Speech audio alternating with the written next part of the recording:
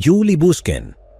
Julie Busken, de 21 años de edad, o simplemente Julie, que es como la llamaban, vivía en Oklahoma City, Oklahoma, en 1996. Julie nació y creció en Benton, Arkansas, y se mudó a Oklahoma para estudiar en una universidad de la zona.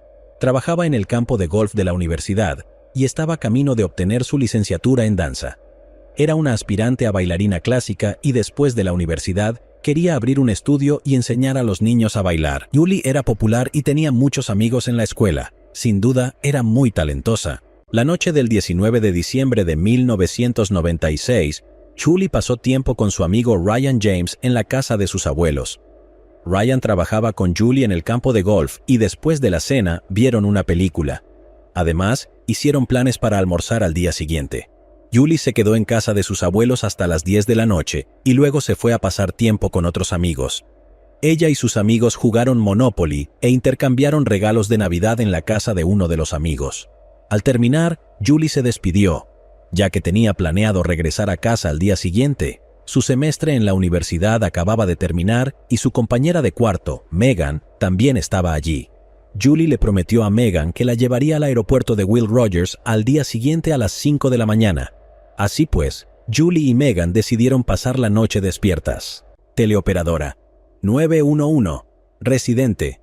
Sí, estábamos durmiendo y mi esposa escuchó algo muy extraño, como un grito bastante horrible que venía desde el estacionamiento de nuestro complejo de apartamentos. Teleoperadora. ¿Ve algo afuera? Residente. No, estoy algo asustado como para salir, de hecho. Después de unas horas, Ryan James llegó al apartamento de Julie para su cita de almuerzo programada, pero Julie no estaba en ninguna parte. Por supuesto, su auto también había desaparecido. Ryan entonces reportó su desaparición. Poco después, los padres de Julie llegaron a su apartamento. Habían conducido desde Arkansas para ayudar a Julie con su mudanza de regreso a casa. Pero en lugar de encontrar a su hija, se encontraron con policías que les informaron que Julie estaba desaparecida. 12 horas después de su desaparición, se encontró el cuerpo de Julie Busken en la orilla de un lago a unas 15 millas de su apartamento. Sus manos estaban atadas detrás de su espalda, con un par de cordones de zapatos, y desde la cintura hacia arriba estaba en el agua. A Julie le habían disparado una vez, estilo ejecución. La herida de bala en la parte posterior de su cabeza era de un contacto cercano. También había evidencia de que había sido agredida. En el lago, los investigadores encontraron posibles pruebas en la arena cerca del cuerpo de Julie. Había 2 conjuntos de huellas que bajaban hacia el lago y solo uno regresó. Un conjunto pertenecía a Julie y el otro, la policía creía que pertenecía a la persona que le disparó. Después de examinar la huella y consultar a Nike, se determinó que la huella era consistente con un zapato deportivo Nike Air 2 para hombres de talla 9. A unos 20 pies del cuerpo de Julie, los investigadores encontraron un leotardo rosa arrugado con las iniciales JB en la etiqueta. Claramente, era de Julie. El leotardo tenía ADN masculino y se guardó para ser utilizado más adelante cuando la tecnología del ADN estuviera más avanzada. Una autopsia confirmó que Julie fue disparada con una sola bala calibre 22. El arma específica utilizada era bastante distintiva, pero hablaremos más de eso después. En aquel entonces, Julie Busken tenía muchos amigos en la universidad y los investigadores se dispusieron a entrevistar a tantos de ellos como fuera posible. Esperaban que alguien pudiera proporcionar información útil, pero ese no fue el caso. No había nadie que, abiertamente, no le agradara a Julie, y no había tenido ninguna ruptura ni nada por el estilo. La policía encontró el apartamento de Julie en perfecto orden y no había señales de ninguna pelea que hubiera tenido lugar. Encontraron su auto en un complejo de apartamentos a solo una cuadra de donde vivía. En el suelo del auto había arena roja que se parecía a la arena roja de las orillas del lago donde se encontró el cuerpo. Esto fue considerado bastante extraño por los investigadores.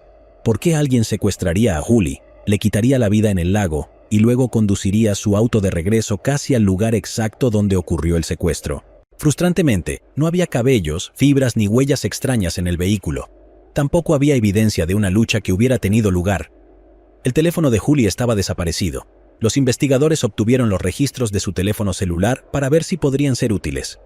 Los registros del celular indicaron que alguien hizo 2 llamadas después de que ella ya no estuviera viva. Una de las llamadas era para obtener el pronóstico del clima y la otra a un número que no estaba en servicio en ese momento. A pesar de las pistas y una recompensa de $70,000, no hubo avances significativos y el caso se enfrió durante un corto tiempo. Luego, un mes después de que le quitaran la vida a Julie, un hombre llamó a la policía. Dijo que en la noche en que Julie fue secuestrada, vio un auto como el suyo salir delante de él y casi chocar, afirmando que fue cerca del lago. El testigo siguió al auto de Julie durante aproximadamente 8 kilómetros porque quería enfrentarse al conductor. El conductor lo miraba constantemente a través del espejo retrovisor y se alejó a toda velocidad. El testigo alcanzó a ver un vistazo del rostro del conductor y luego tuvo que describirlo a los investigadores. Este es el retrato hablado que hicieron del joven que conducía el auto de Julie alejándose del lago. Posiblemente era un estudiante universitario, seguramente de origen hispano, con cabello negro largo y una constitución musculosa. El retrato hablado se transmitió repetidamente por los medios de comunicación locales en Oklahoma, pero nadie lo reconoció. El caso se enfrió durante 4 años y medio, hasta que la policía recibió una carta de una reclusa del centro de detención del condado de Oklahoma. Dijo que un antiguo conocido suyo podría haberle quitado la vida a Julie. Se trataba de Dennis Stermer, de 23 años. Stermer era un trabajador de la construcción y no tenía antecedentes penales, pero en el momento del crimen vivía a solo 4 cuadras del apartamento de Julie y se parecía al retrato hablado. Stermer se negó a responder cualquier pregunta y no proporcionaría ninguna muestra de ADN, de modo que la policía tuvo que obtener una orden judicial para recogerlo. Su perfil de ADN era muy similar a la muestra tomada del leotardo en la escena del crimen, pero no había una verdadera coincidencia y ya no se le consideró sospechoso. El único pariente masculino era su hermano. Tenía que ser él, ¿verdad? Parecía que el caso sin resolver de 5 años finalmente iba a ser resuelto, pero en un giro inesperado, el ADN de su hermano tampoco coincidía. Una vez más, el caso quedó nuevamente estancado. Tristemente, los padres de Julie tuvieron que aceptar la posibilidad de que tal vez no vivirían lo suficiente como para presenciar la justicia. Los investigadores estaban decididos a evitar que eso sucediera, y esencialmente, intentaron recolectar ADN de todos los hombres con los que Julie había tenido contacto. Se realizaron pruebas a más de 200 hombres, pero nadie coincidía. Literalmente, parecía que el caso nunca se resolvería. 6 años después de que le quitaran la vida a Julie, un hombre llamado Anthony Castillo Sánchez fue arrestado por agredir a su novia. Después del arresto, Sánchez tuvo que proporcionar una muestra de ADN a las autoridades para su análisis. En este sentido, los investigadores notaron algunos hechos interesantes sobre el pasado de Sánchez. En concreto, vivía a solo a 1.60 kilómetros de distancia del apartamento de Julie. Una de las novias de Sánchez mostró a los investigadores su diario del mes en el que arrebató la vida de Julie. Había una entrada en la que ella mencionaba que Anthony le había comprado un par de zapatos para correr de la marca Nike, y él también había obtenido un par para sí mismo. Sánchez usaba una talla de zapatos 9. Sin nada más, esto demostraba que Sánchez poseía un par de zapatos de la misma marca y tamaño que las del perpetrador. Curiosamente, una de las exparejas de Anthony tenía un número de teléfono celular que difería en una sola cifra del número que se marcó en el teléfono de Julie después de su fallecimiento. ¿Era posible que Sánchez intentara marcar el número de su expareja de memoria, pero se equivocara en una cifra? Sánchez y su padre tenían la extraña costumbre de disparar armas calibre 22 contra la pared dentro de la casa que alquilaban. Los investigadores recogieron una bala de la casa y determinaron que provenía de la misma arma que se usó para dispararle a Julie. Solo 6 compañías fabricaban armas calibre 22 con las ranuras específicas que se encontraban en las balas. En el año 2004, se comparó el ADN de Anthony Sánchez con el ADN masculino encontrado en el leotardo de Julie. Y, por supuesto, había una clara coincidencia. Sánchez solo tenía 18 años en el momento del crimen. Es interesante pensar que, si hubiera marcado el número correcto en el teléfono de Julie, lo habrían atrapado instantáneamente. Anthony Castillo Sánchez fue condenado en 2006 y se decidió que pagaría por el crimen con su vida. Hasta marzo de 2023, Sánchez todavía estaba impugnando su condena y afirmaba que su padre era el culpable y no él. Su padre, Glenn Sánchez, se quitó la vida en abril de 2022 y aparentemente le dijo a su novia que él era el culpable desde el principio. Sin embargo, Los investigadores ya habían considerado la posibilidad de que el ADN pudiera pertenecer realmente a Glenn Sánchez y no fue el caso. La probabilidad de que la coincidencia sea un error es de 1 entre 200 cuatrillones para caucásicos, 1 entre 20 quintillones para afroamericanos y 1 entre 94 cuatrillones para hispanos del suroeste, según los documentos judiciales. Anthony Sánchez fue finalmente ejecutado el 21 de septiembre de 2023. Laura Salmon. Murfreesboro, Tennessee, es un lugar en los Estados Unidos que fue escenario de una batalla muy famosa durante la Guerra Civil, la Batalla de Stones River. En los últimos años, Murfreesboro ha experimentado un crecimiento sustancial, con muchas personas acudiendo allí gracias a la universidad. En 1984, ocurrió un crimen que involucró a una estudiante universitaria y que aún se habla hoy en día en la ciudad. El 31 de mayo de 1984, un granjero de Murfreesboro, Tennessee, hizo un descubrimiento impactante de camino a casa. El granjero vio ropa tirada en el campo y decidió acercarse. Cuando lo hizo, notó que debajo de la ropa estaba el cuerpo de una muchacha que solo llevaba un sostén y estaba cubierta con 2 pares de jeans y una chaqueta oscura. La manga de la chaqueta estaba enrollada alrededor de su cuello. Los investigadores determinaron que el primer par de jeans era de ella y el segundo par era de hombre. También se encontró un par de ropa interior sujetado en una de sus manos. Fue identificada como Laura Salmon, una joven de 18 años. Laura nació el 6 de octubre de 1965 en Tennessee. En ese momento, Laura era una estudiante universitaria local. Asistía a la Universidad Estatal de Middle Tennessee en Murfreesboro, Tennessee, y además trabajaba como cajera en la tienda de comestibles Kroger. La autopsia concluyó que Laura perdió la vida debido a un traumatismo contundente en la cabeza. El arma parecían ser las rocas encontradas cerca de su cuerpo. La sangre en esas rocas y otros materiales eran consistentes con haber sido golpeada hasta 10 veces en la cabeza. Además, durante la autopsia, el médico forense descubrió que Laura había tenido relaciones íntimas con alguien en las últimas 24 o 48 horas antes de que le quitaran la vida. No se encontraron lesiones ni evidencia que indicaran que no fue consensual. Naturalmente, una de las pistas más importantes para los investigadores fue el par de jeans de hombre encontrados sobre el cuerpo de Laura. Los investigadores encontraron ADN masculino en los jeans de una persona diferente al hombre con el que Laura había sido íntima. Este ADN probablemente pertenecía al perpetrador. Desafortunadamente, las pruebas de ADN todavía estaban en sus primeras etapas y los investigadores no pudieron hacer mucho más con el ADN que almacenarlo. Luego, los investigadores se enfocaron en crear una línea de tiempo de los eventos, con la esperanza de que les ayudara a resolver el caso. Laura comenzó su día yendo a su trabajo en la tienda de comestibles Kroger. Los registros mostraron que dejó la tienda alrededor de la 1 p.m. Después de eso, se suponía que iba a tener una cita en la Universidad Estatal de Middle Tennessee para revisar sus calificaciones y reunirse con el personal de la oficina. También tenía planes de ir a nadar a la casa de su abuela, pero nunca llegó allí ni a la universidad. Los investigadores encontraron el automóvil de Laura cerca de la tienda, a varios kilómetros de donde se encontró su cuerpo. Los investigadores no pudieron encontrar huellas dactilares en el automóvil que no pertenecieran a Laura, pero curiosamente encontraron un cabello ajeno. Se almacenó junto con las pruebas de ADN que recolectaron de los jeans. Igualmente importante, los investigadores encontraron tierra en los guardafangos del auto. El laboratorio del FBI determinó que era consistente y que existía una alta probabilidad de que el automóvil de Laura hubiera estado en la carretera justo al lado de la escena del crimen. Esto significaba que alguien le quitó la vida y luego condujo su automóvil de regreso a su lugar de trabajo.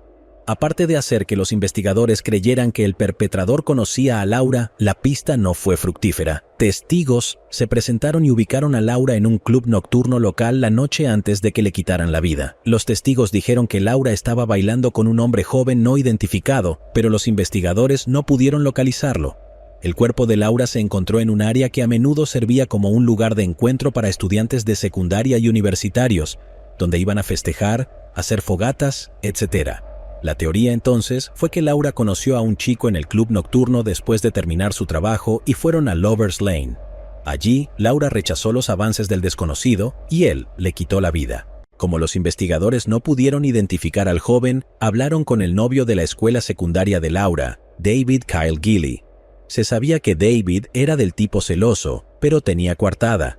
Su padrastro le dijo a la policía que David estuvo en casa todo el día cuando le quitaron la vida a Laura, por lo que no podía ser responsable. Por lo tanto, fue descartado como sospechoso. Justo cuando los investigadores se quedaron sin pistas que seguir, una mujer en Nashville, Tennessee, llamó a la policía con una posible pista. Afirmó que un hombre llamado John Taylor la había agredido y que, durante el incidente, Taylor aparentemente le dijo que le haría lo mismo que le hizo a Laura. Cuando la policía lo interrogó, Taylor negó haber agredido a la mujer y negó haber hablado sobre Laura o tener algo que ver con ella. Una verificación de antecedentes descubrió que Taylor asistió a la misma universidad que Laura. Incluso era miembro del mismo club de salud, el Olympus Athletic Club and Spa. Taylor también asistió a las mismas reuniones y funciones de la fraternidad que Laura. Aún más relevante, Taylor estaba cerca de la universidad el día en que le quitaron la vida a Laura. Taylor tenía un historial de violencia hacia sus novias o compañeras femeninas. Todo esto aumentó su posibilidad de ser sospechoso. Los investigadores hicieron que los analistas del FBI compararan el cabello de Taylor con el cabello ajeno que encontraron dentro del automóvil de Laura. Recibieron un informe del FBI que indicaba que el cabello recuperado del vehículo era consistente con el cabello de John Taylor. Caso cerrado, ¿verdad? Otro idiota atrapado, pero no del todo.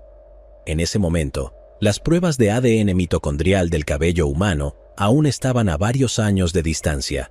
El cabello podría haber pertenecido alrededor del 20% de la población. Esto, por supuesto, no era lo suficientemente sólido como para arrestar a Taylor. Aunque parecía un caso resuelto, habría algunos giros más en este caso. Los investigadores no encontraron nada que lo relacionara con la escena del crimen, ni que confirmara que estuvo con Laura ese día.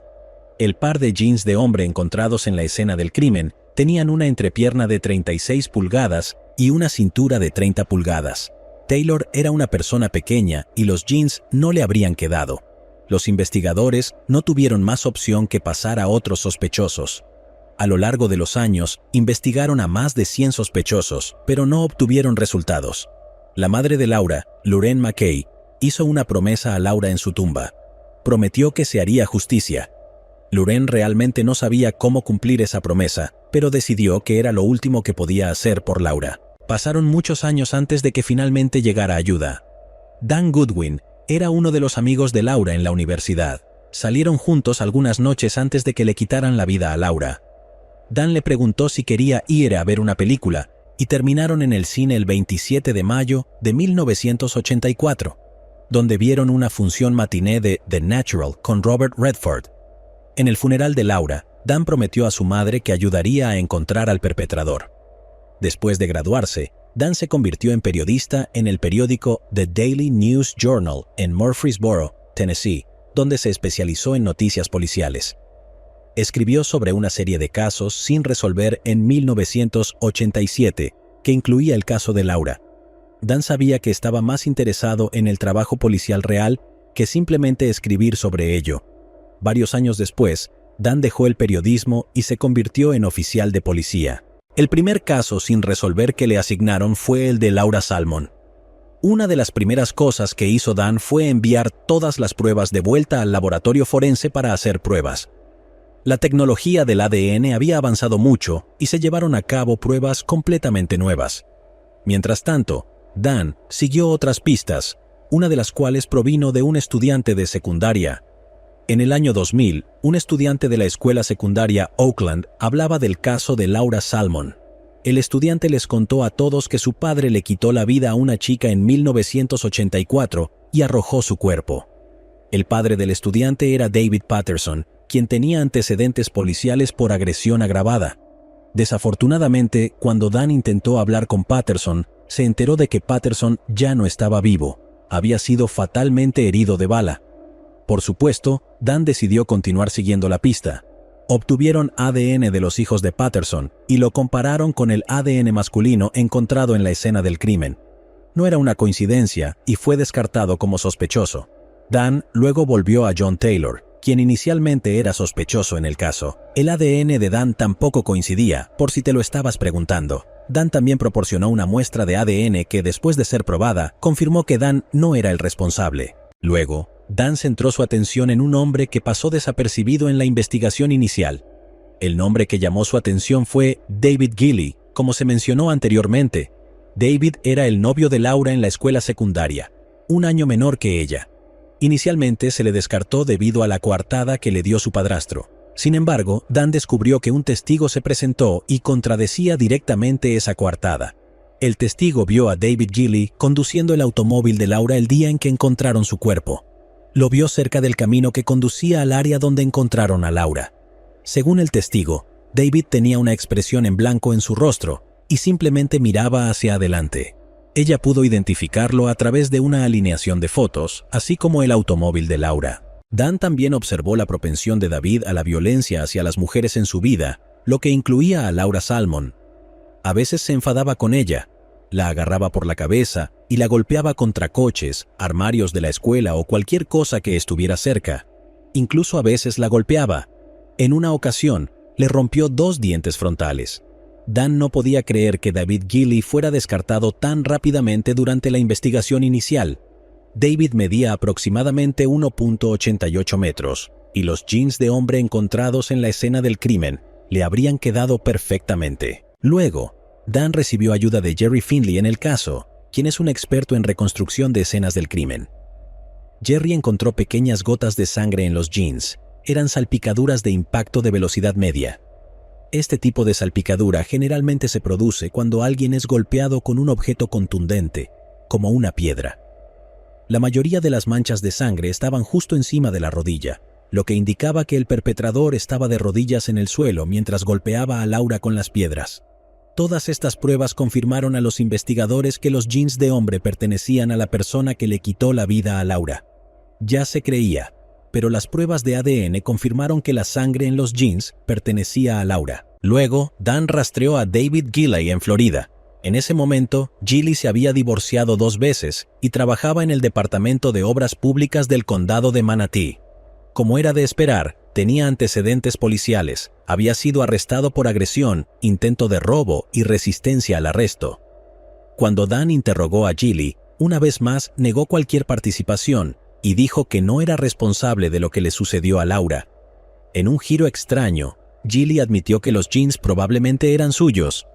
Cuando los investigadores le dijeron que creían que el dueño de los jeans era el perpetrador, rápidamente solicitó un abogado. Luego, los investigadores obtuvieron una muestra de saliva de David Gilley. El 31 de mayo de 2000, las pruebas de ADN demostraron que Gilley era el donante del ADN encontrado en la escena del crimen y, por lo tanto, responsable de quitarle la vida a Laura. En el aniversario número 16 del crimen, finalmente arrestaron a David Gilley. Dan, el hombre, cumplió su promesa de ayudar a la madre de Laura a resolver el caso, y la madre de Laura cumplió su promesa a Laura de que vería que se hiciera justicia.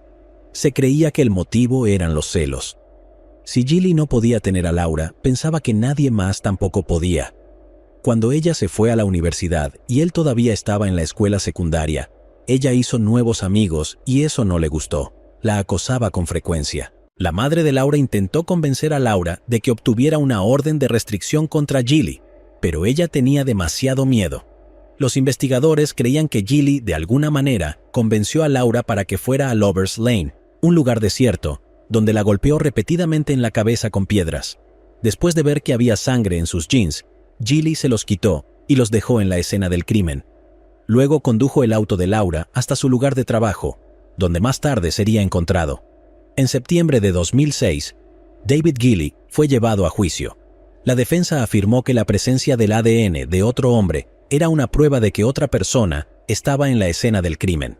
El jurado nunca creyó que el ADN de otra persona en la escena del crimen perteneciera al verdadero perpetrador. Gilley fue declarado culpable de todos los cargos en su contra y condenado a cadena perpetua. Linda Mann and Dawn Ashworth. Narborough es un pueblo extremadamente seguro en Leicestershire, Inglaterra. Es conocido por un crimen y solo un crimen que tuvo lugar en 1983. Linda Mann, de 15 años, vivía en Narborough. Asistía a la escuela de gramática de Lutterworth y Community College. Era la hermana menor de Susan Mann, quien era 2 años mayor. Su madre era Kathleen Mann, quien se mudó a Narborough después de que su matrimonio terminara. Kathleen se casó con Edward Eastwood en 1980, cuando Susan tenía 14 años y Linda tenía 12. Linda fue descrita como una adolescente típica, tranquila pero popular.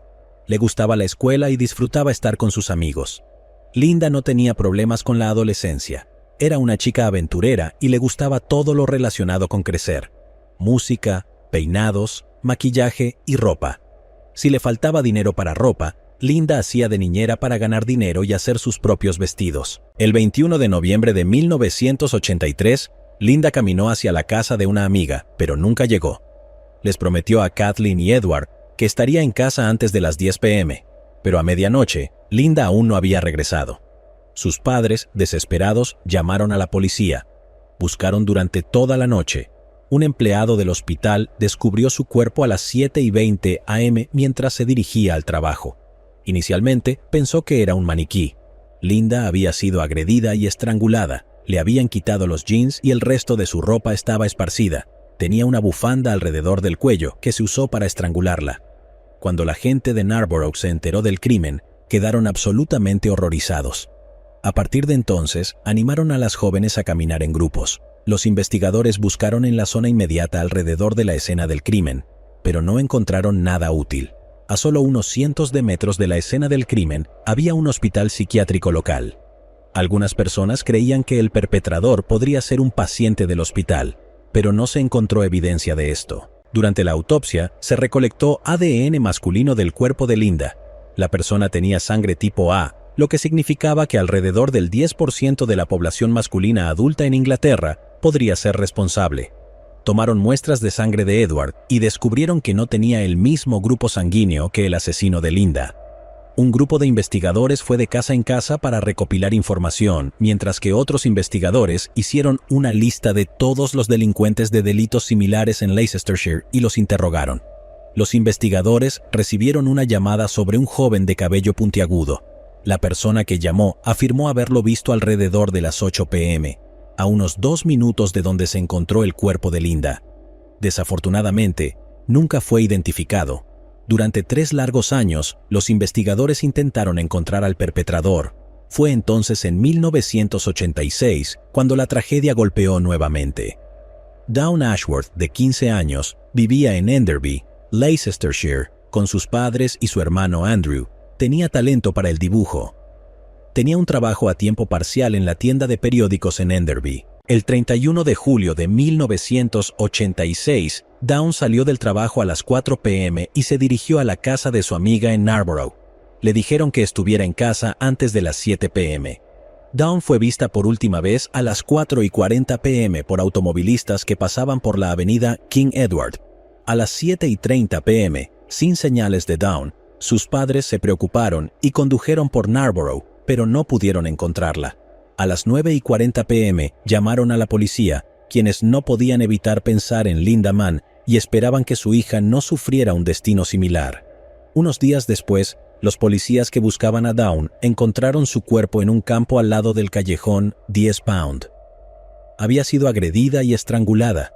El ADN masculino recolectado del cuerpo de Dawn reveló que el atacante tenía el mismo tipo de sangre que el hombre que mató a Linda Mann. Esta no era la única similitud. Ambos crímenes ocurrieron en senderos peatonales. Ambas chicas eran adolescentes y ambas caminaban solas. Ambas fueron encontradas en circunstancias similares, habiendo sufrido el mismo destino. Linda y Dawn asistían a la escuela de gramática de Lutterworth y Community College. En la base del callejón 10 Pound, la policía estacionó una sala móvil de incidentes para recoger información de los habitantes del pueblo y transeúntes. La policía recibió alrededor de 200 llamadas telefónicas y docenas de personas visitaron la unidad móvil. La pista más prometedora tenía que ver con una motocicleta que había sido estacionada debajo del puente de la autopista. Hubo varios informes de un joven con un casco rojo observado en la zona alrededor de las 5 p.m. el día del crimen. El 1 de agosto, al día siguiente de que Dawn fuera reportada como desaparecida, pero un día antes de que se encontrara su cuerpo, una mujer policía y un detective vieron a un joven en una motocicleta roja con un casco rojo mostrando interés en la búsqueda. Un policía de seguridad fue abordado por un auxiliar de cocina de 17 años del hospital Carlton Hayes, que es el hospital psiquiátrico cercano donde se encontraron los cuerpos de Linda y Dawn. El auxiliar de cocina le dijo al policía que vio a Dawn caminando el día que desapareció. El policía organizó que hablaran con él más tarde para obtener más información. Antes de que pudieran volver a hablar con él, se recibió información valiosa en la sala de incidentes. La información provenía del amigo del auxiliar de cocina, quien también trabajaba en el hospital Carlton Hayes. Este amigo había estado de vacaciones el día que Dawn desapareció, pero había ido al hospital a cobrar su salario. El auxiliar de cocina lo visitó a las 10 p.m. y emocionado le dijo que habían encontrado el cuerpo de Dawn en una cerca, cerca del puente M1. El padre del amigo escuchó la conversación y le preguntó al auxiliar de cocina de dónde había obtenido esa información, porque nada sobre el caso de Dawn había salido en la televisión. «Alguien me lo dijo», dijo misteriosamente el auxiliar de cocina. Su cuerpo estaba colgando de un árbol. El cuerpo de Dawn no estaba colgando de un árbol, pero estaba oculto debajo de ramas de árboles y otros escombros. Fue encontrada dentro de una puerta de acceso que conducía desde el callejón 10 Pound a los campos. Estaba a solo 10 minutos a pie del puente M1. ¿Cómo es que el auxiliar de cocina tenía toda la información sobre dónde estaba el cuerpo de Dawn más de 12 horas antes de que la policía lo encontrara? Después de que los investigadores conocieron toda esta información, fueron a su casa para arrestarlo. El auxiliar de cocina es Richard Buckland. Luego llevaron a Buckland a la estación de policía de Wixton para interrogarlo más a fondo. Buckland dio declaraciones inconsistentes a los investigadores, pero admitió que vio a Dawn el día que desapareció y que él sí habló con ella. Durante sus divagaciones, en un momento, confesó todo y luego rápidamente lo negó todo. Durante la tercera entrevista con él, Buckland hizo una confesión detallada. Fue capaz de dar tantos detalles sobre la escena del crimen que no eran públicos en ese momento. Antes de que Richard Buckland fuera llevado a juicio, Dawn Ashworth fue enterrada. 4 semanas después de ser encontrada en un sendero del pueblo, fue enterrada en un pequeño cementerio detrás de la iglesia de San Juan Bautista en Enderby. El párroco la describió como una joven brillante, animada y encantadora, obediente a sus padres, leal a su familia y llena de alegría de vivir. 200 personas se presentaron en el cementerio detrás de la iglesia de piedra para despedir a Dawn. Los investigadores aún estaban construyendo su caso contra Richard Buckland y escucharon sobre algo llamado pruebas de ADN. Ya estaban convencidos de que él había acabado con la vida de Dawn y probablemente también con la de Linda Mann, pero pensaron que podrían probar esta nueva tecnología. Todas las pruebas de ADN de ambas escenas del crimen fueron enviadas a un joven genetista que trabajaba en la Universidad de Leicestershire y afirmaba haber descubierto algo maravilloso llamado huella genética. El genetista era el Dr. Alec Jeffries. El Dr. Jeffries no estaba seguro de cómo podría hacer lo que los investigadores querían que hiciera. Este tipo de análisis nunca se había hecho antes. El Dr. Jeffries utilizó por primera vez su técnica para resolver un caso de inmigración y luego una disputa de paternidad. Esta sería la primera vez que esta nueva tecnología se usaría en un caso criminal, para revelar la identidad de un perpetrador. Para sorpresa de todos, cuando los resultados de las pruebas de ADN regresaron, mostraron que Buckland era inocente y no había acabado con la vida de Linda, y aún más sorprendente, tampoco había acabado con la vida de Dawn. Sin embargo, las pruebas del Dr. Jeffries pudieron determinar que, al menos, los investigadores habían acertado en una cosa: el mismo hombre era responsable de ambos crímenes. Richard Buckland fue entonces liberado y se convirtió en la primera persona exonerada mediante el uso del perfil de ADN. El inspector Derek Pierce se hizo cargo de la investigación. Pierce leyó 1.800 mensajes que provenían del público. Uno de los mensajes se refería a un hombre cuyo nombre había surgido en la investigación de Linda Mann porque no tenía coartada y tenía antecedentes por exhibicionismo. Por supuesto, cientos de nombres habían sido denunciados de forma anónima por esposas, amantes, rivales, vecinos, y muchos de esos nombres pertenecían a personas con antecedentes por indecencia. Este nombre, con tantos hombres sin coartada en la zona, los investigadores tuvieron una nueva idea.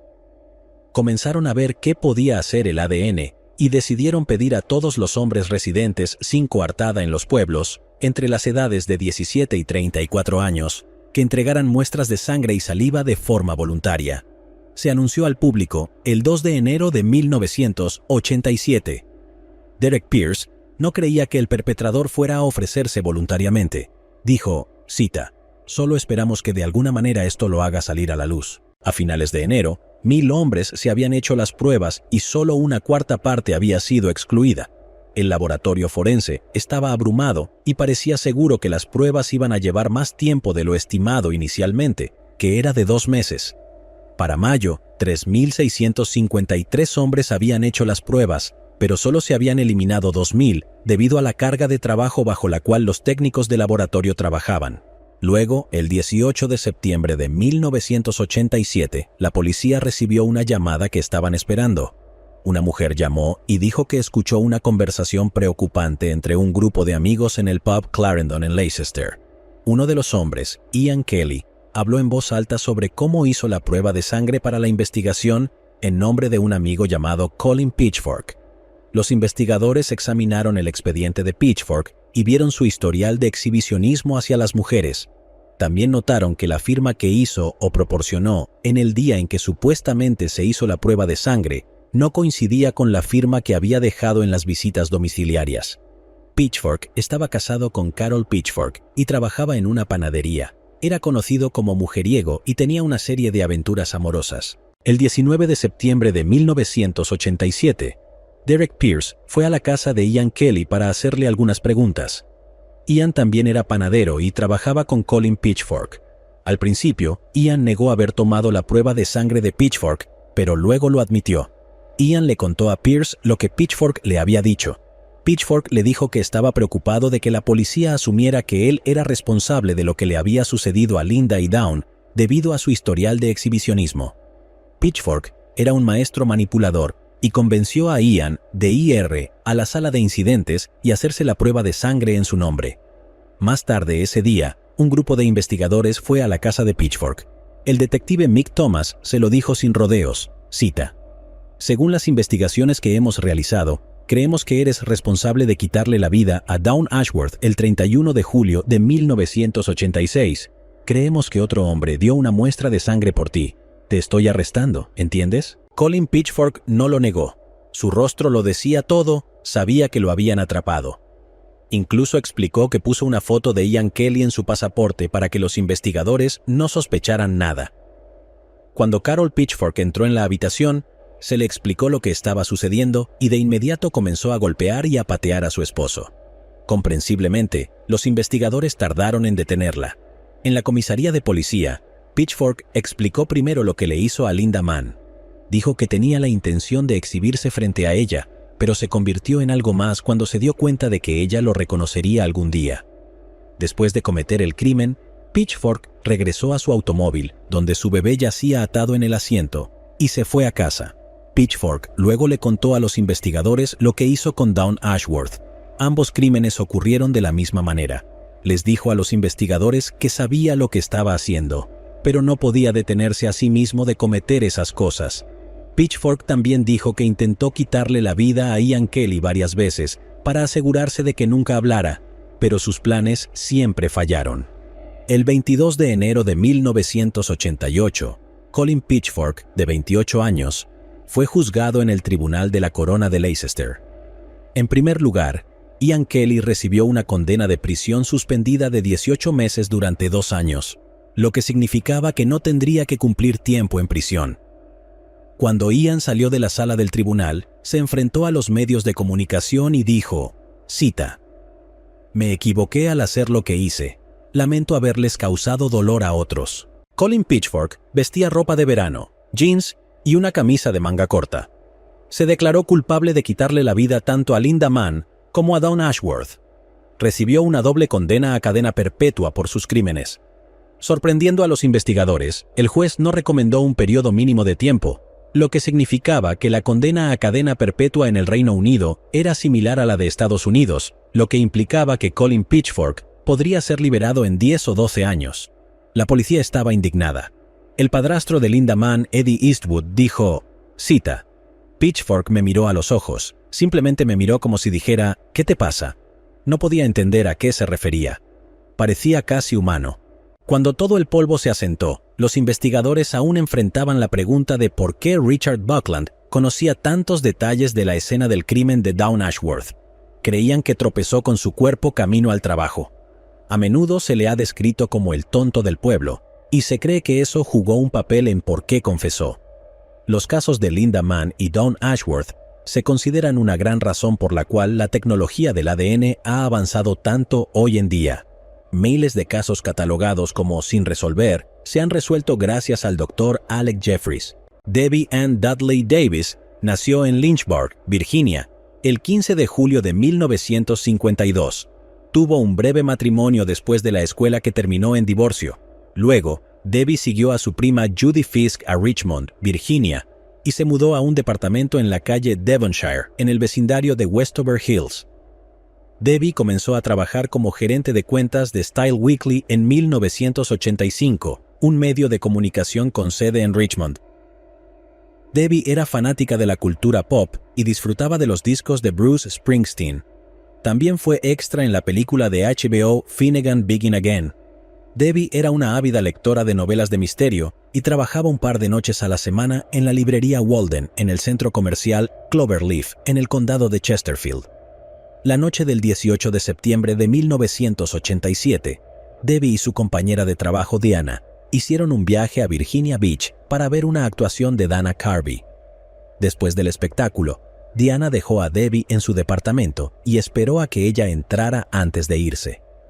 Sin saberlo, esta sería la última vez que Diana vería a Debbie. A la mañana siguiente, un hombre llamado Arnold Ellis vio un Renault Alliance estacionado frente a su casa. Se dio cuenta de que el motor estaba en marcha, las llaves estaban en el encendido y no había señales del conductor del automóvil. Arnold Ellis llamó a la policía y los oficiales determinaron que el automóvil pertenecía a Debbie Davis, quien vivía en la calle contigua a Arnold Ellis. Un oficial de policía tocó la puerta de Debbie, pero no obtuvo respuesta. Un vecino anciano luego le dio al oficial una llave y al entrar, el oficial vio el cuerpo de Debbie boca abajo en su cama. Estaba sin camisa, usando solo un par de pantalones cortos de mezclilla. Su brazo derecho estaba atado detrás de su espalda con cordones gruesos de bota, y su brazo izquierdo estaba atado debajo de ella. El perpetrador había enrollado firmemente un calcetín negro alrededor de su cuello.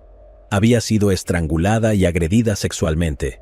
Los investigadores descubrieron que el perpetrador robó una mecedora de un porche cercano y la colocó junto a la ventana de la cocina de Debbie para entrar.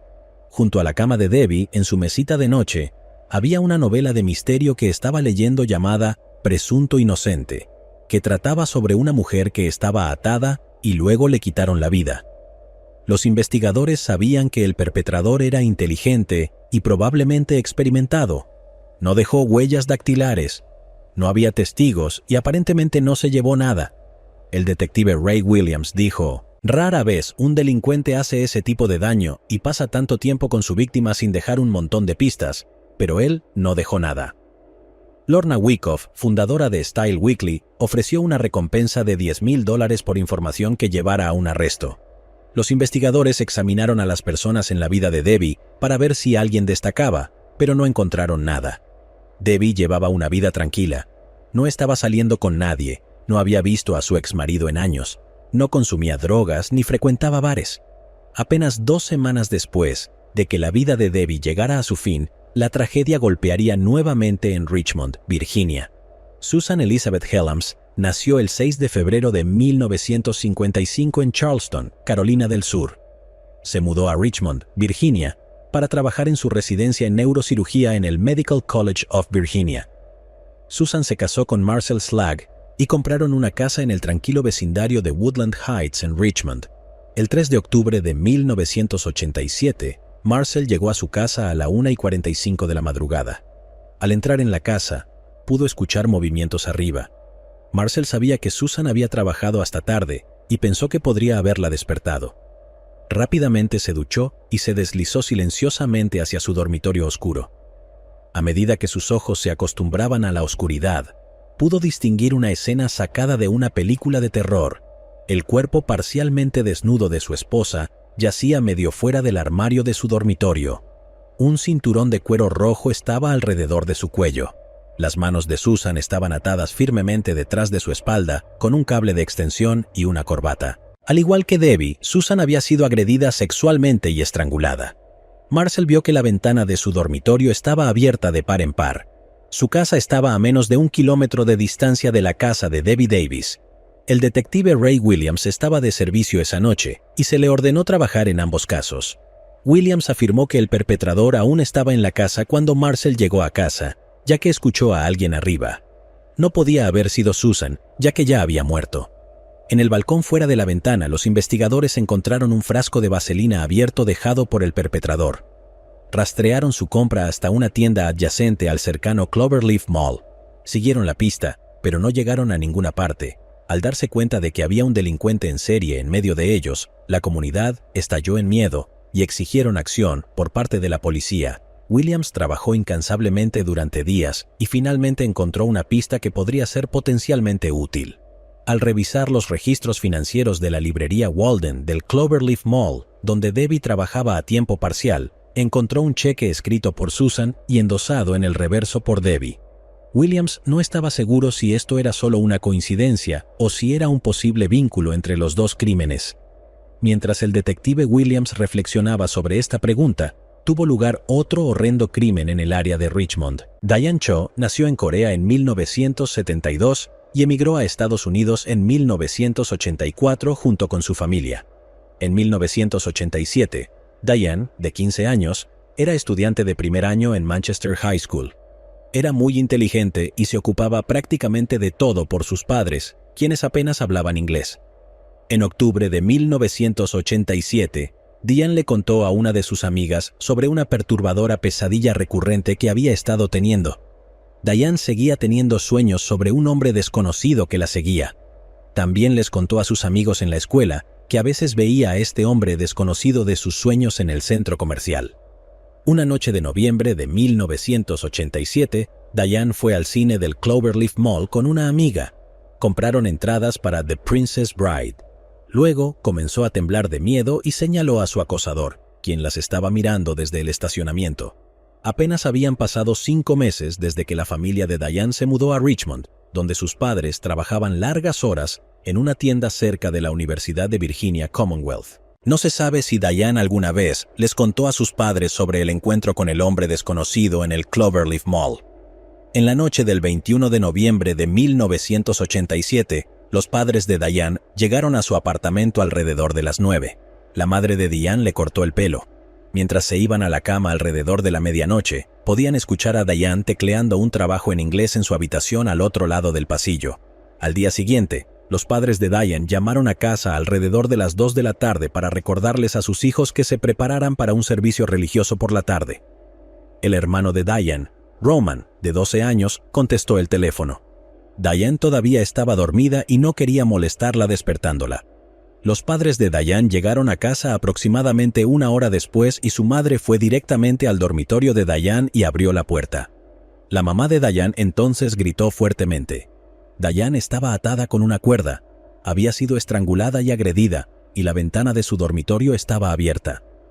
Se puede ver claramente el patrón de todos los crímenes, y volvería a suceder por 4ª vez. Sue Tucker, de 44 años, vivía en el condado de Arlington, Virginia, en noviembre de 1987. Era editora de una revista del Departamento de Agricultura, y su esposo, Reg Tucker, era un ex fotógrafo de las escuelas públicas del condado de Fairfax. Reg había conseguido un trabajo como profesor de fotografía en su país natal, Gales, a principios de 1987. Sue estaba preparando la venta de la casa de la pareja y terminando sus proyectos en el trabajo, ya que planeaba unirse a su esposo en Gales. Irónicamente, querían emigrar debido al aumento de la violencia en Estados Unidos. Estaban preocupados por la delincuencia. Una vecina de la pareja, Audrey Seislov, no pudo comunicarse con Sue durante varios días y notó que la ventana de su dormitorio había estado abierta durante días. Cuando Audrey intentó entrar a su casa para verificar el estado de su amiga, percibió un olor a carne podrida. Llamó a la policía, quienes llegaron y encontraron el cuerpo de Sue en avanzado estado de descomposición, tendido en la cama. Había sido atada firmemente con cuerdas de nylon, estrangulada y agredida. No había huellas dactilares. El perpetrador había entrado por una pequeña ventana de la lavandería del sótano. Antes de marcharse, se había tomado el tiempo de preparar un refrigerio y dejó una naranja parcialmente comida en la mesa del comedor de los Tucker. Mientras los investigadores estaban dentro de la casa, sonó el teléfono. Era Reg Tucker, quien había estado intentando comunicarse con Sue en los últimos días. Los oficiales de policía tuvieron que darle la terrible noticia. Los investigadores del condado de Arlington, asignados al caso, se dieron cuenta de que el crimen se parecía mucho al que tuvo lugar en enero de 1984. Fue entonces cuando la abogada de 32 años, Carolyn Hamm, fue asesinada. Su cuerpo fue encontrado cerca de la casa de Sue Tucker. David Vázquez, un trabajador de comida rápida con un coeficiente intelectual bajo, había confesado ese crimen y estaba cumpliendo una condena de 35 años de prisión por ello. Si estaba en prisión, ¿por qué se estaban cometiendo crímenes idénticos casi 4 años después? El detective del condado de Arlington, Joe Horgis, fue el investigador principal en el caso de Sue Tucker. Viajó a la prisión para entrevistar a David Vázquez porque el modus operandi era el mismo. Manos atadas detrás de la espalda, cuerda alrededor del cuello, y ambas fueron agredidas. Después de la entrevista, quedó claro para el detective que Vázquez no tenía nada que ver con lo que le sucedió a Sue. Mientras los investigadores en el condado de Arlington y Richmond investigaban sus casos, notaron algo. Al igual que en Richmond, había un delincuente en serie atacando a mujeres en sus hogares en 1987. El condado de Arlington tenía su propio maníaco en 1983 y 1984. Todo comenzó en Arlington en junio de 1983 con el secuestro y agresión de una mujer en el área de Green Valley del condado, por parte de un hombre negro de finales de la adolescencia o principios de los 20 años, que usaba una máscara casera. Durante los siguientes 7 meses, a medida que sus ataques se intensificaban, secuestraba mujeres en sus autos y entraba a sus casas y apartamentos a través de ventanas sin seguro. Las agredía brutalmente sin descanso. Ataba a algunas de ellas con cuerdas de nylon cortadas de sus persianas venecianas. La ex fiscal del condado de Arlington, Helen Fahey, fue citada diciendo: «Era una ola de crímenes de una sola persona». En enero de 1984, una mujer de Arlington regresó a casa para descubrir evidencia de un perturbador allanamiento. Las cuerdas de sus persianas venecianas habían sido cortadas y estaban colocadas en su cama. El intruso dejó la casa, parecía como si estuviera esperando a que ella regresara y se cansó de esperar. Fueron 4 días después de eso que encontraron a Carolyn Hamm atada y estrangulada en su garaje. La policía de Arlington arrestó a David Vázquez y lo acusó de quitarle la vida.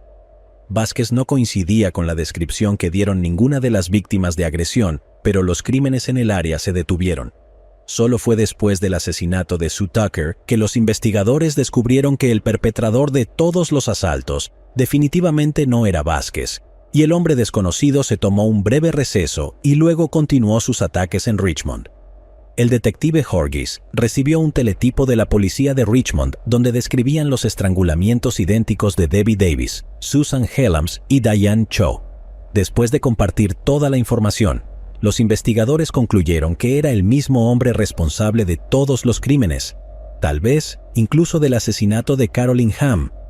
La investigación se estancó durante algunas agonizantes semanas mientras esperaban un avance en el caso antes de que el estrangulador pudiera cobrarse otra vida. Los investigadores examinaron la línea de tiempo de los crímenes, muchos de los cuales ocurrieron entre 1983 y 1984, y luego continuaron en 1987.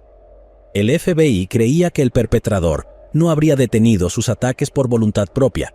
Probablemente había sido encarcelado por otro delito entre los asesinatos de Carolyn Hamm y Debbie Davis.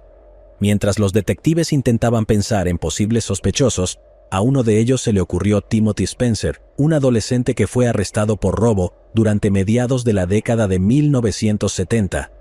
Los investigadores descubrieron que Spencer había sido arrestado en enero de 1984 por robos en la vecina Alexandria.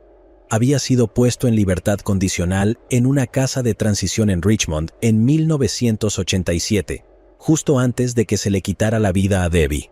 Los investigadores fueron a la casa de transición y descubrieron que Spencer había salido todas las noches en las que ocurrió un crimen. Él recibió un permiso para ir a Arlington el día en que se le quitó la vida a Sue Tucker. Los investigadores decidieron vigilar a Spencer. Querían atraparlo en el acto de hacer algo incriminatorio.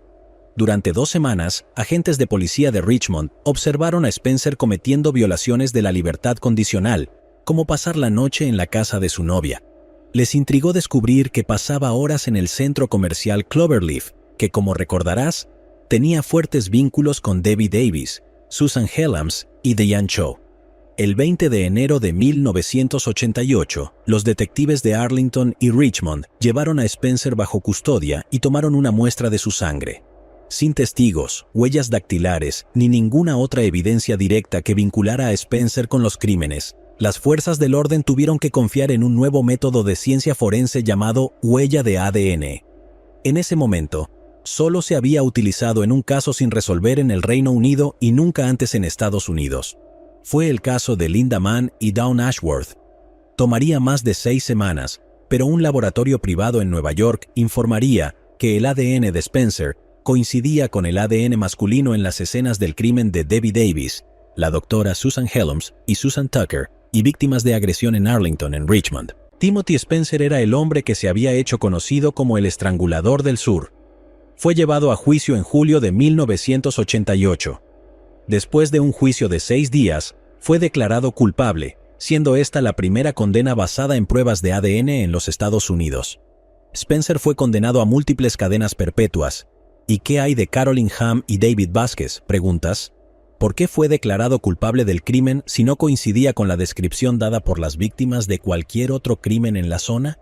David Vázquez se convirtió en el primer sospechoso en ese caso, porque Carolyn se quejó de que él la espiaba mientras ella tomaba sol en la semana previa a su fallecimiento.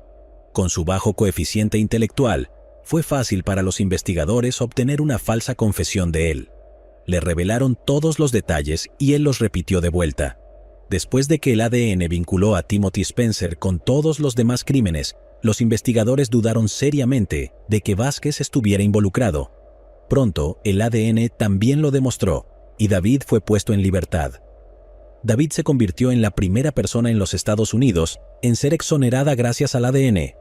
Poco antes de las 11 p.m. del miércoles 27 de abril de 1994, Timothy Wilson Spencer fue atado a la robusta silla eléctrica de Virginia, apodada como Old Sparky, en el centro correccional de Greensville, y fue ejecutado, poniendo finalmente fin a la horrenda ola de crímenes. Cathy Odom. Catherine Louise Martin nació el 25 de octubre de 1959. Su familia y amigos la llamaban Cathy. Cathy conoció a Mike Odom en la secundaria cuando tenían 16 años. Salieron por un tiempo y luego decidieron casarse. Antes de poder casarse, Mike fue arrestado por vender heroína a un oficial encubierto. Fue condenado a 6 años por este delito, pero solo cumplió 2. Cathy le dijo a su familia que estaba decidida a casarse con él cuando saliera de prisión. 2 años después, cuando fue liberado, finalmente se casaron. Cathy y Mike tuvieron 2 hijos juntos, Tasha y Sean. Vivían en el condado de Harris, Texas. El padre de Cathy, Frankie Martin, decidió darle trabajo a Mike en su negocio de señales. Cathy hizo todo lo posible para que el matrimonio funcionara. También fue descrita como una madre amorosa que hubiera hecho cualquier cosa por sus hijos. La noche del 3 de marzo de 1987, Mike intentó contactar a Cathy mientras estaba fuera de la ciudad trabajando. Cathy debía estar en casa con los niños, por lo que le preocupó que no contestara el teléfono. Mike llamó al vecino de al lado y le pidió que revisara a Cathy y a los niños.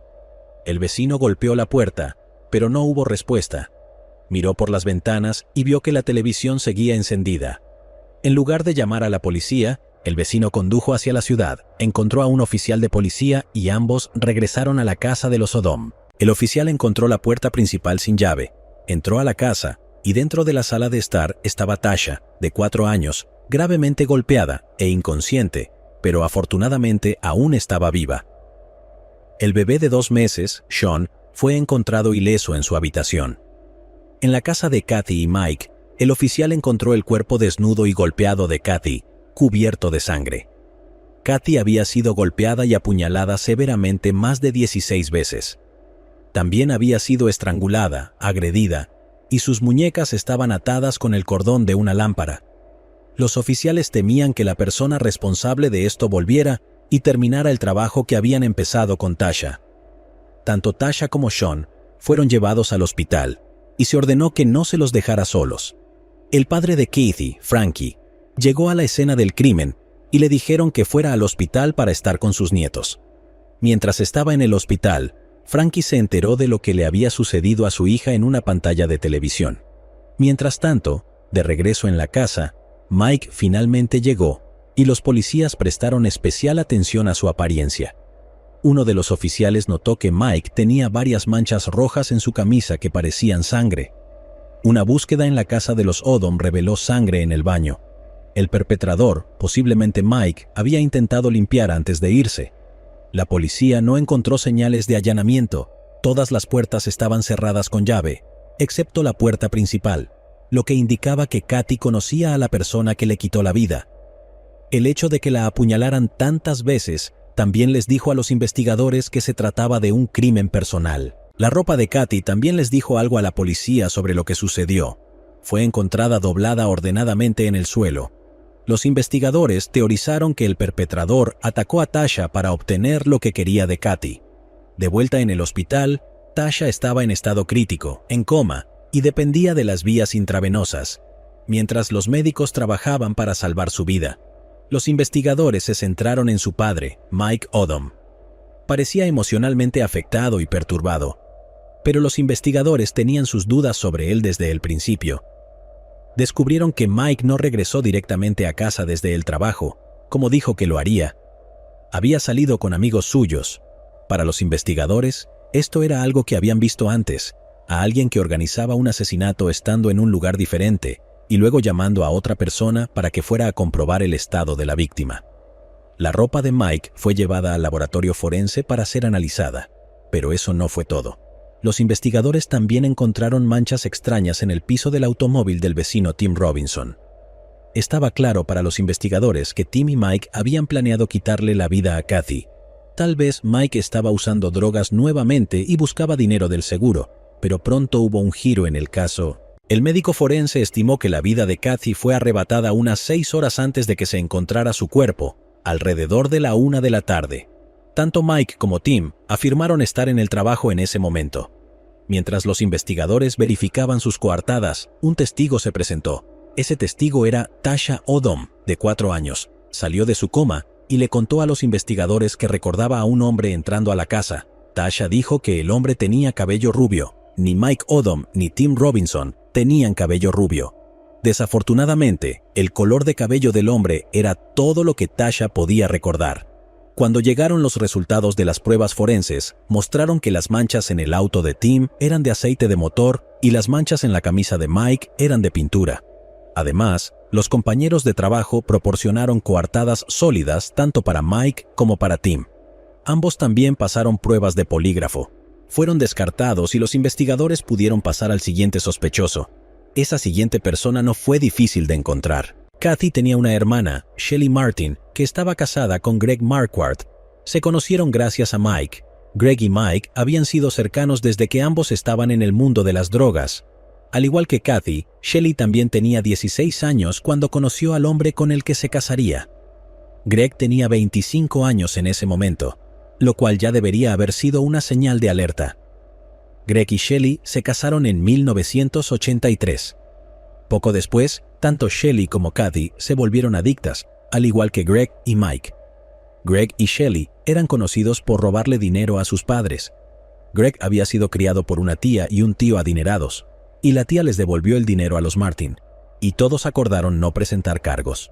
Mientras Mike y Kathy habían enderezado sus vidas, Greg y Shelly no lo habían hecho, y estaban constantemente entrando y saliendo de la cárcel. Poco antes de que se le quitara la vida a Kathy, ella le dijo a una amiga que Greg y Shelly habían estado allí recientemente y que mientras Shelly estaba en otra habitación con el bebé, Greg había intentado seducirla, a lo cual ella, por supuesto, se había negado. Cuando lo interrogaron, Greg afirmó que, en la noche del crimen, cuando no estaba con su esposa, estaba con un hombre llamado Hampton Robinson III. En una nota sin importancia, pero interesante, Robinson era amigo de Charles Harrelson, quien era el padre del actor Woody Harrelson, y en 1982 fue condenado por asesinar a un juez. De hecho, Robinson había testificado contra Harrelson en su juicio. Había pruebas suficientes de que Greg había estado en la casa. Encontraron sus huellas dactilares y cabello en toda la escena del crimen.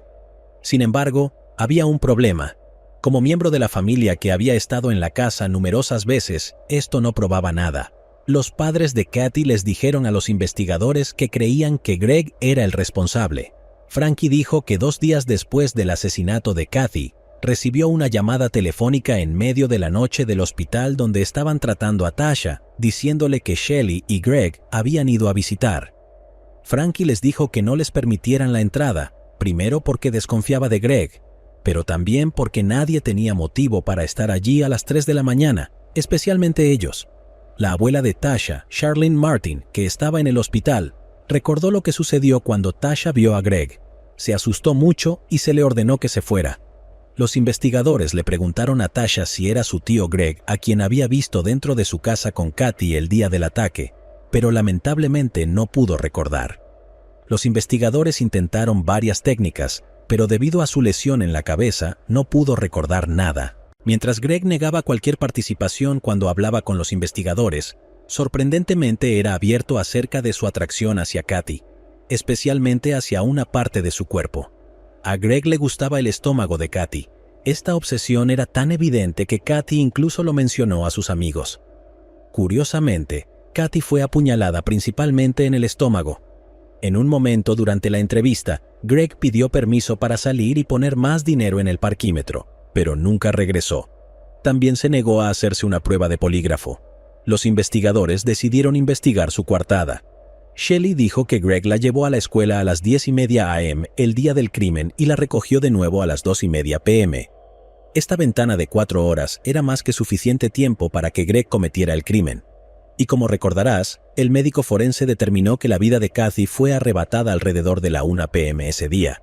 Aunque Kathy fue agredida, este crimen ocurrió años antes de que el ADN se utilizara ampliamente en las investigaciones de casos sin resolver. En ese momento, utilizaban serología, básicamente hacían pruebas de grupo sanguíneo. Era muy difícil de hacer y se necesitaba una muestra muy grande, y solo se obtenía el tipo de sangre, que no era muy concluyente. El tipo de sangre encontrado en la evidencia recogida del cuerpo de Kathy era consistente con el tipo de sangre de Greg Marquardt, que era de tipo O, al igual que el agresor y alrededor del 50% de la población, por lo que esto no les decía mucho a los investigadores sin más pruebas. Tristemente, el caso quedó sin resolver durante un tiempo. Para Frankie, fue especialmente difícil creer que el hombre que le quitó la vida a su hija estaba casado con su otra hija. En 1998, se formó un equipo de casos sin resolver, y uno de los primeros casos que investigaron fue el de Kathy Odom. En ese momento, las pruebas de ADN eran lo suficientemente confiables como para generar un perfil de ADN a partir de las pruebas biológicas en el caso de Kathy. Las pruebas mostraron que Greg Marquardt formaba parte del 2% de la población general que podría haber sido el perpetrador.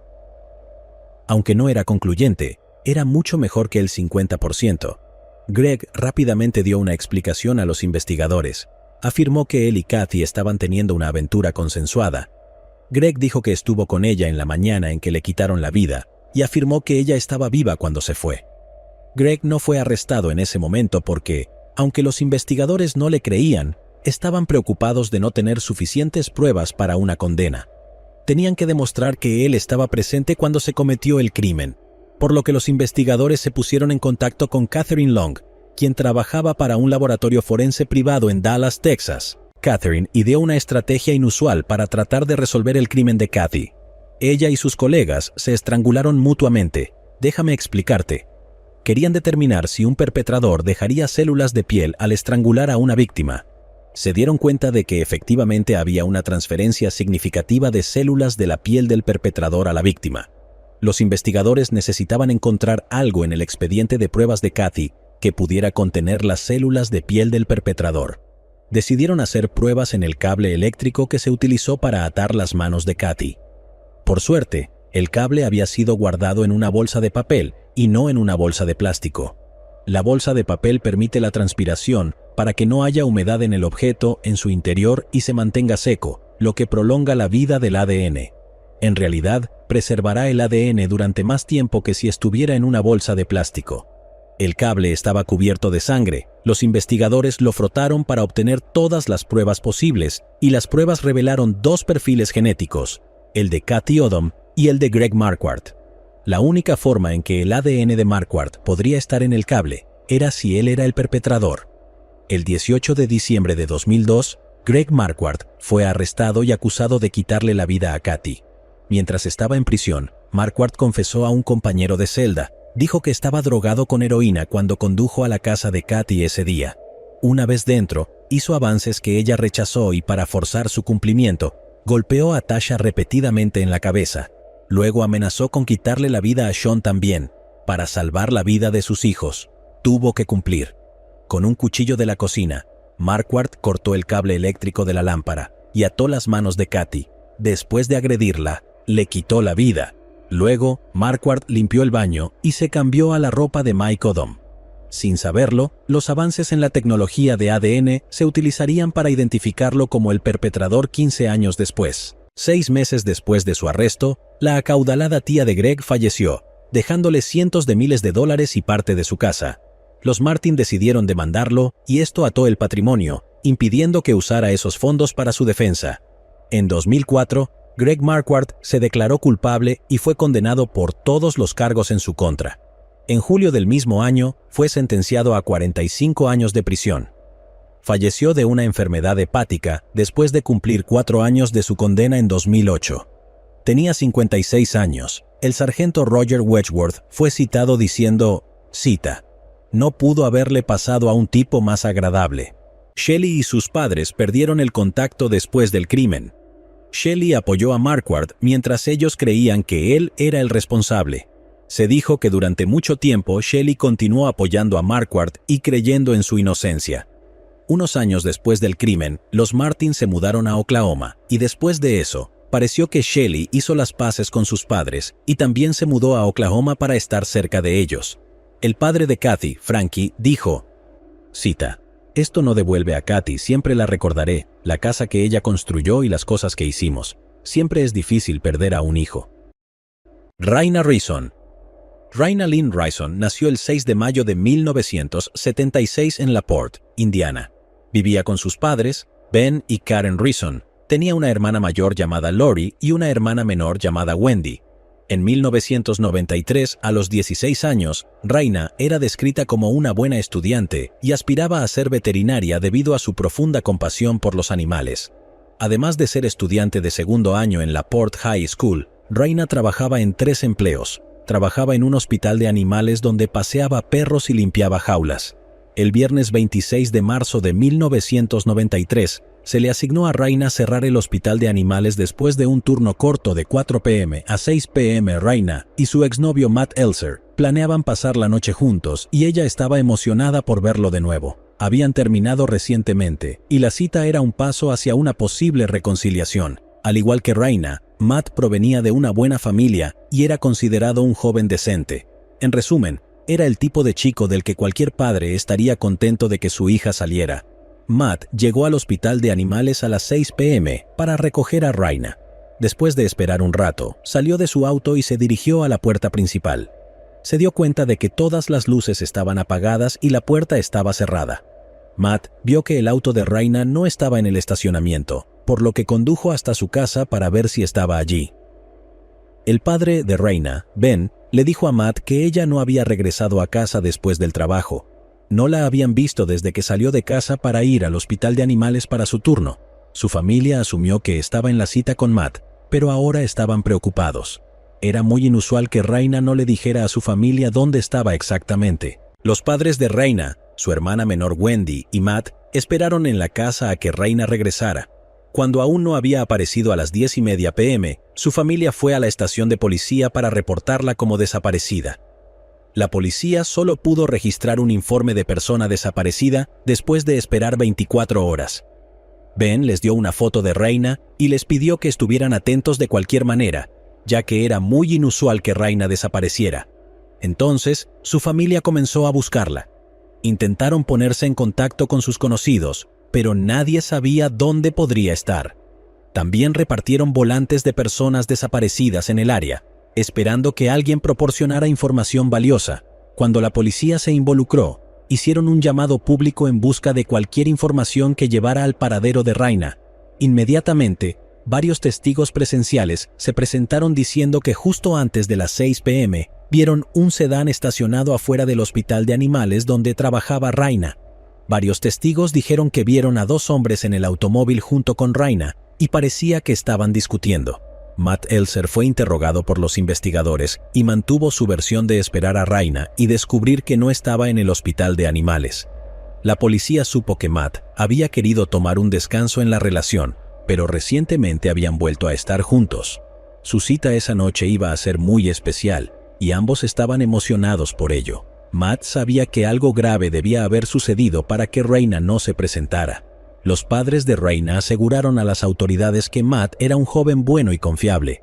También señalaron que su auto no era el que los testigos vieron, lo que lo exoneraba de cualquier conducta indebida. El automóvil de Raina fue descubierto la noche después de su desaparición, no muy lejos del hospital de animales. El capó del auto estaba levantado y dio la impresión de que podría haber tenido problemas con el auto. Los oficiales lograron encender fácilmente su auto con las llaves que todavía estaban en el encendido cuando llegaron. Parecía como si la avería del auto hubiera sido planeada. Además, los oficiales vieron que la cartera de Raina aún estaba en su auto, la cual contenía su bolso y tarjetas de crédito. Todo su dinero también estaba todavía en el auto, lo que significaba que definitivamente no fue un robo. Se encontró un anillo de hombre en el compartimento de guantes de Raina y se lo mostraron a Matt Elser. Matt dijo que no era su anillo e identificó el anillo de hombre como perteneciente a Jason Tibbs. Jason era el exnovio de Raina. Salieron cuando estaban en 7º grado y terminaron después de estar juntos durante aproximadamente 8 meses. Tenía antecedentes penales y había abandonado la escuela. La policía decidió interrogar a Jason Tibbs, de 16 años, quien admitió que el anillo en cuestión era realmente suyo, y preguntó dónde lo habían encontrado. Cuando los oficiales le informaron que lo habían descubierto en el auto de Raina, él afirmó que todavía eran amigos y que había hecho algo de trabajo en el auto y debió haber olvidado su anillo en el compartimento de guantes. Jason dijo que se había quitado el anillo para protegerlo de la suciedad y la grasa mientras trabajaba en el auto. Los lugareños aseguraron que Jason era un excelente mecánico, por lo que parecía plausible que Raina lo hubiera contactado si tenía problemas con el auto. Los investigadores le preguntaron dónde estaba en la noche en que ella desapareció, y Jason afirmó que estaba jugando un juego de caza de zorros. La caza de zorros es un juego de escondite y búsqueda que se juega en autos. Los amigos comparten sus ubicaciones a través de radios inalámbricos y tratan de encontrarse. Sus amigos confirmaron que habían estado jugando a la caza de zorros esa noche, pero nadie había visto a Jason. El padre de Raina confirmó que Raina y Jason eran amigos, por lo que el anillo parecía ser un callejón sin salida. El caso de Raina empezó a enfriarse hasta que la policía hizo un descubrimiento. La chaqueta de equipo de Matt fue encontrada por un oficial del alguacil de Laporte. Raina había sido vista por última vez con la chaqueta, ya que Matt se la había dado para que la usara. Esto indicaba que los dos estaban juntos. La chaqueta fue encontrada a unos 6 o 7 kilómetros de distancia de donde encontraron su auto. La chaqueta fue colocada allí después de la búsqueda inicial de la policía, pero desafortunadamente no proporcionó más pistas o evidencia. El 26 de abril de 1993, un mes después de que Raina fuera vista por última vez, un pescador y su hija adolescente estaban en un estanque en Range Road, al norte de Laporte, Indiana. La hija estaba dando un paseo cuando vio un par de piernas humanas en el agua y llamó a su padre para que echara un vistazo. Se acercó y determinó que era el cuerpo de una mujer en el agua. Habían colocado 2 troncos sobre su cuerpo. Cuando la policía llegó a la escena, notaron que la mujer desconocida llevaba la misma ropa con la que Raina había sido vista usando antes de desaparecer. A pesar del estado avanzado de descomposición del cuerpo, se determinó que era Raina Reason, y esto dejó de ser un caso de persona desaparecida. No se encontraron heridas evidentes ni signos de trauma significativo en su cuerpo. Más tarde, durante la autopsia, se concluyó que Raina había sido estrangulada. Con este descubrimiento, los investigadores volvieron a hablar con Jason Tibbs para ver si sabía algo.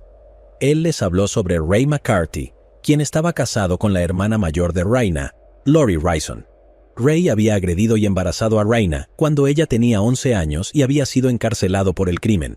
Su libertad condicional terminó solo 2 meses antes de que Raina desapareciera. Pensarías que Lori Ryson habría divorciado a Ray por lo que hizo, pero no, seguían casados.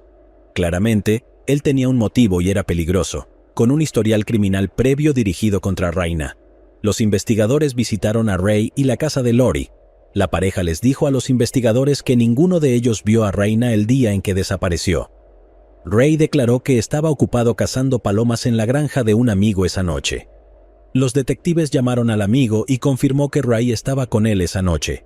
Algo no se sentía bien para los investigadores, así que fueron a hablar con Ray nuevamente. Ray habló con ellos solo y les dijo que había visto a Raina en la noche en que desapareció. Les dijo que estaba buscando casa el 26 de marzo de 1993. Alrededor de las 5:40 p.m., estaba mirando por la ventana de la casa cuando vio el hospital de animales.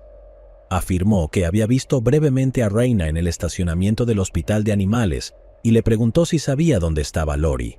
Luego se fue y recogió a una mujer que pedía un aventón esa noche. Ray afirmó que la acompañante era la razón por la que inicialmente no quería admitir haberla visto, ya que Lori no confiaba plenamente en él después de lo que le hizo a su hermana. Ray McCarthy se convirtió en el principal sospechoso en este punto, pero no había evidencia física que lo relacionara con el crimen y el caso se enfrió. Desafortunadamente, el caso se mantuvo sin resolver durante casi 18 meses. Fue entonces cuando la Policía Estatal de Indiana detuvo una camioneta conducida por Larry Hall. Hall viajaba por todo el Medio Oeste para recreaciones de la Guerra Civil y la Guerra de Independencia. Su camioneta se parecía a una utilizada en un intento de secuestro. La policía examinó la camioneta y descubrió varios elementos relacionados con el caso de Raina. Tenía recortes de periódicos de Raina y una botella de medicamentos con el nombre R. Ryson en ellas. Larry afirmó que él fue quien secuestró y mató a Raina y luego fue arrestado. Los detectives investigaron sus movimientos en la noche de su desaparición y descubrieron que estaba en Kentucky y que la botella de medicamentos era falsa.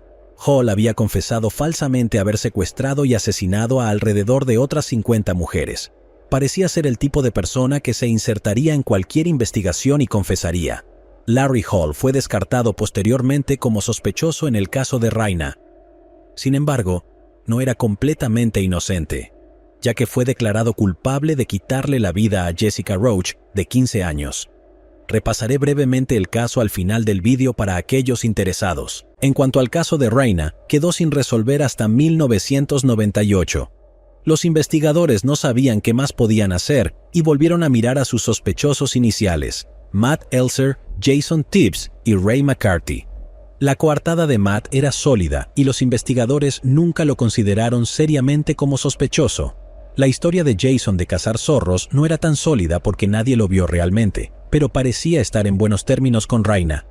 Por otro lado, Ray mintió sobre su coartada al principio y definitivamente era una persona horrible, por lo que los investigadores decidieron centrarse en él. Obtuvieron una orden para registrar la propiedad de Ray y dentro de su casa, los investigadores encontraron 2 pistolas y una pistola eléctrica. También descubrieron sangre en el maletero de su coche, pero no pudieron determinar su origen. Ray McCarthy fue arrestado en mayo de 1998 y esperó en la cárcel durante 15 meses mientras la policía seguía construyendo su caso en su contra.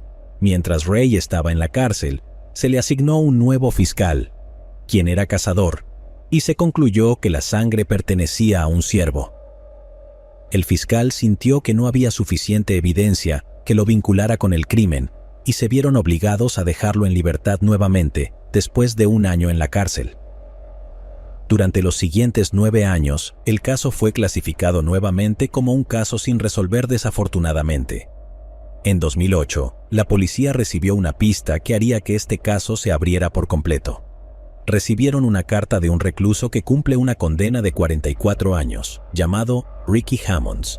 Solicitaba hablar con los investigadores. Ricky estaba en prisión porque le quitó la vida a su compañero de cuarto.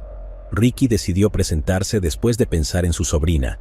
Dijo que querría que alguien se presentara si algo le hubiera pasado a ella. Esto es todo lo que tenía que decir. En 1993, cuando tenía 14 años, estaba en el techo de un granero junto a la casa de sus padres fumando marihuana. Escuchó un auto entrar en el granero. Ricky vio al novio de su hermana, Eric Feldman, y a Jason Tibbs. Abrieron el maletero del sedán de su hermana y Ricky vio un cuerpo cubierto por una manta. Ricky aún podía distinguir la mitad superior de la víctima, una mujer que llevaba una chaqueta de cuero. No sabía que era Raina, pero un par de días después, cuando el rostro de Raina apareció en los medios, se dio cuenta de quién era. Ricky dijo que tenía miedo de presentarse en 1993 porque temía meterse en problemas por fumar marihuana. La policía localizó a Eric Freeman en Carolina del Sur. Estaba visiblemente nervioso y no quería hablar con ellos. Se negó a dar entrevistas. Los investigadores le dijeron que no enfrentaría consecuencias si les contaba exactamente lo que sucedió con Raina. Aceptó el trato y les contó todo. Eric dijo que él y Jason y su novia, Sedan, estaban paseando en su auto cuando pasaron frente al hospital de animales el 26 de marzo de 1993. Jason quería que Raina dejara a Matt y volviera con él. Cuando ella salió del hospital de animales, él la llamó desde el auto. Ella claramente no quería hablar con él, pero antes de que pudiera gritar, él la empujó dentro del auto y le dijo a Eric que condujera rápidamente. Un par de minutos después, Eric detuvo el auto y Raina intentó escapar.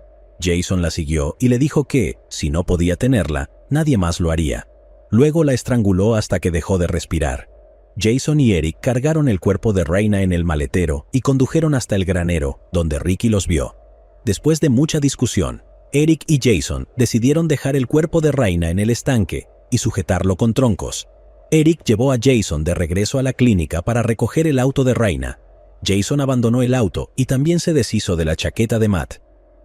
En agosto de 2013, Jason Tibbs, de 38 años, fue arrestado y acusado de quitarle la vida a Raina Rison.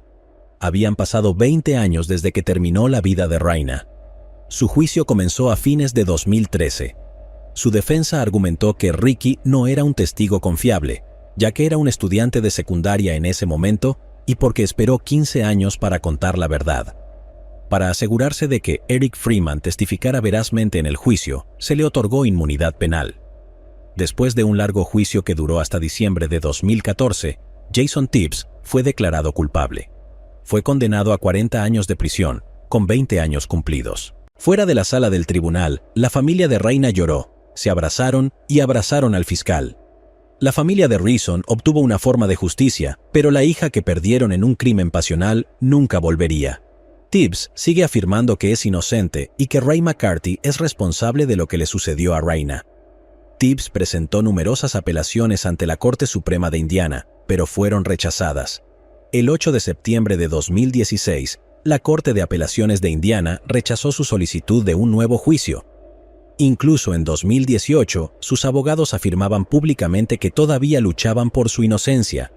Raina tenía 16 años y toda una vida por delante.